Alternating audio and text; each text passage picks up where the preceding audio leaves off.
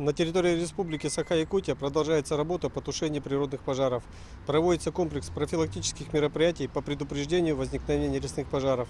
В работах по тушению лесных пожаров на сегодня задействовано у нас 365 человек личного состава и 66 единиц техники. Также для мониторинга лесопожарной обстановки привлечено 2 воздушных судна от территориальной подсистемы Республики Саха-Якутия. На базе Центра управления в кризисных ситуациях Главного управления работает межведомственная рабочая группа Комиссии по чрезвычайным ситуациям и обеспечению пожарной безопасности правительства республики по контролю за обстановкой с лесными пожарами. Продолжается работа оперативных штабов в администрации горимых районов. Также особый противопожарный режим на сегодняшний день действует на территории 8 муниципальных районов. Это в Мирнинском районе, Сунтарском, Алекминском, Верхневилюйском, Намском, Горном, Ленском и Вилюйском районах. Наблюдение за состоянием атмосферного воздуха на территории республики ежедневно проводится лабораториями Якутского управления гидрометслужбы, а также лабораториями Роспотребнадзора.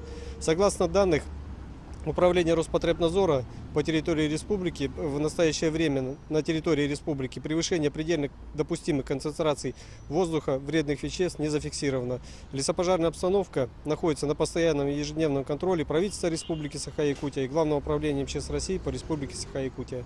В настоящее время угрозы населенным пунктам и объектам экономики от лесных пожаров нет.